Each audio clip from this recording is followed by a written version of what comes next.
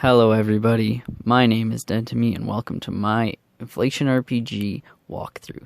This series is going to be a walkthrough type series and is going to be focusing on mostly the strategy and the rare drop locations in this game, efficiency, and money and XP grinding. Inflation RPG is a unique RPG in which your level scales extremely quickly. This causes your stat points to mean more when you spend them. However, you will soon find that your character's equipment drives your stats more than anything, and the allocated stat points affect you more in the late parts of your run. Another unique aspect about this game is that it is also based around battle points. In the beginning, you start out with 30 battle points. When you fight in a battle point is taken up. If you lose a battle, 3 battle points are taken away. Now, when you fight a boss, you may earn a certain amount of battle points. You may gain 3, you may gain 4, and certain bosses may gain you 7. However, if you fight a boss too early, you may still die and lose those 3 battle points. Now, in hard mode, you start out with only 10 battle points. This causes for an extra layer of difficulty. Not only that, but the enemies are much stronger. And so you'll have much a harder time achieving more battle points. Battle point rings allow you to have a few extra battle points at the end of your run by equipping them. If you die in hard mode, instead of losing 3 battle points, you will lose 5. One thing to note in Inflation RPG is that there are 3 individual types of levels. Now, the first type of level is the level you earn in each individual run. That level is unique to that run and is lost once you finish that run. However, it is also put into XP for your character level. So each level you earn in each individual run gains you 1 XP towards your character level. When your character level goes up, you earn a multiplier that allows your stats to go up quicker in each run. Now, the final level that you can gain is the base level. Base levels come from killing unique bosses in the game. 8 different bosses can give you a base level, and you can gain a total of 16 base levels by killing each 8 bosses in normal mode and hard mode. The bosses that will give you a base level are the Fox boss, the Sphinx boss, the Dragon Rider boss, the Purple Equilibrium boss, the Yellow Equilibrium boss, the Black Equilibrium boss, the boss on 37,777 zone. It's on the grid. And the last boss that can give you a base level is the Rainbow Crystal on level 41,111 in the special area. And in a later video, I can show you guys how to get there. Base level gives you another multiplier on top of your character level towards your stats. In the statistics menu, you can see lots of things about your character. You can see the amount of maps that you've been to. You can see the amount of different bosses that you've killed. You can see the amount of times that you've played and your base ability level. You can see the amount of different weapons that you've collected out of the total. Same with armors and accessories. You can see the highest level that you've achieved on the best run. You can see the equipment and stats of the best run that you had, your best combo, and the best damage you've achieved. When you first start the game, you're going to be brought up to a character select screen. Now, the nature of this character select screen is shown later on, but it is going to be hard to pick just based on the appearance of each character, so I'll explain how it works. The characters farther to the top will gain attack more quickly. The characters farther to the bottom will gain defense more quickly. The characters farther to the left will gain agility more quickly, and the characters farther to the right will gain more luck more quickly.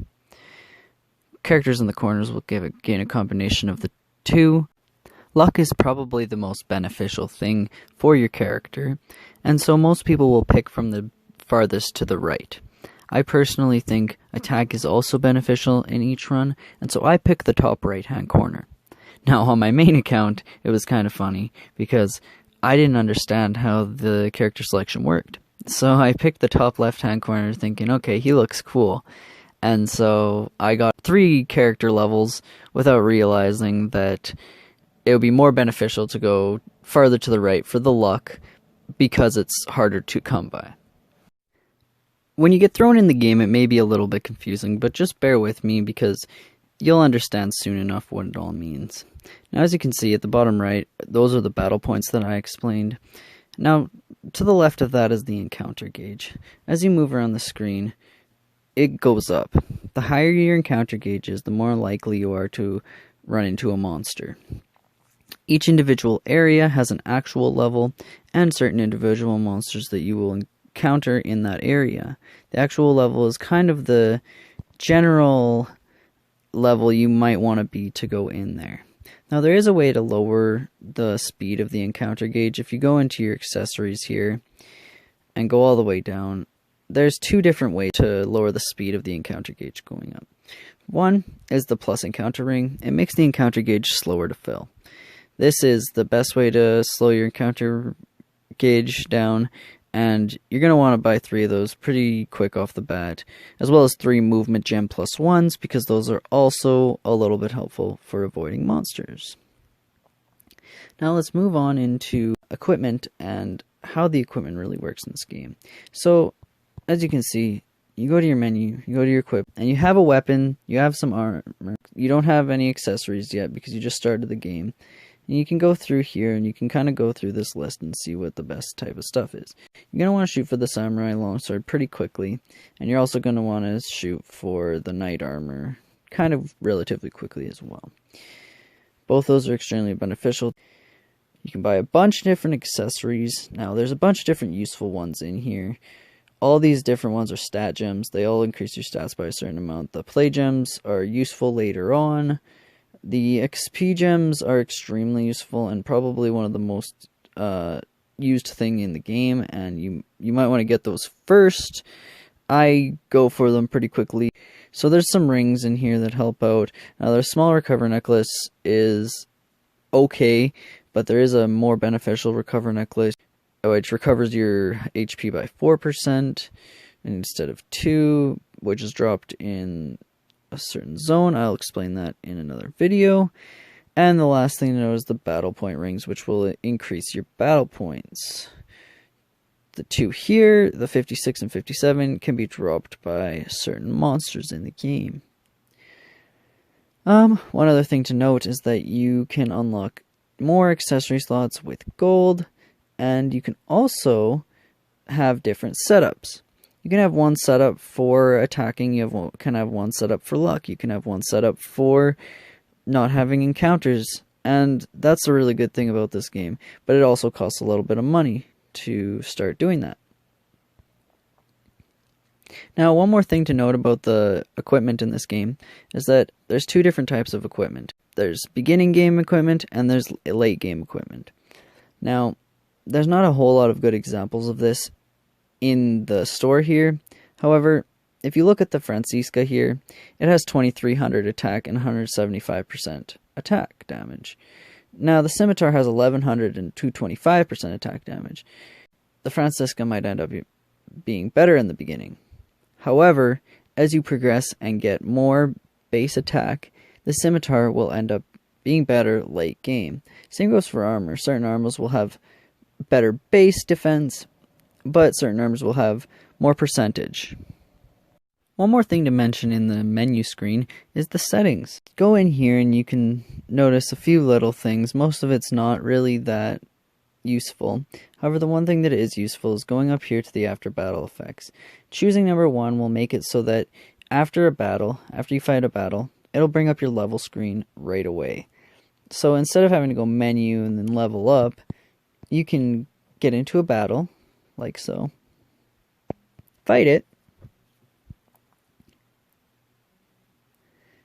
and then as soon as it is finished, it'll give me the experience, I'll tap the screen, and it'll come up with the stat points. So this is really good for ease of access and just quality of life. A few other small things to mention are the level in the bottom left corner, that is your current level. The money in the bottom is your current money. The experience is the experience till next level. On top of all that is the actual level of your area and the current bonus of your area. And 2 more things to note. One is that there's a bonus button up here at the top, and what that does is if you use the bonus, it's going to pop up bonuses on each and every area in the map that you're currently in. This can be really beneficial if you're fighting a boss, or if you're grinding experience, or if you're grinding money. And so I'll show you how to use that efficiently later on in the series. The other thing you can do with the bonus is obtain money at random. Now, I don't do this in my series, however, in the beginning of your first run, you can use this obtain money at random and get about 5,000 money right off the bat and use that for some equipment. Pretty good, right? The last thing to note is the top left, where the real-time ranking conditions are. Once you reach a level of 5,000, you will be put on to a leaderboard. The higher you are on the leaderboard, the higher bonus you will get for a certain stat. The stat is different in each run, and it can also be beneficial in the later parts of the game. Other than that, I hope you guys really enjoyed this video and found it informative, and I hope you guys will join me next time for the first episode of my walkthrough to Inflation RPG.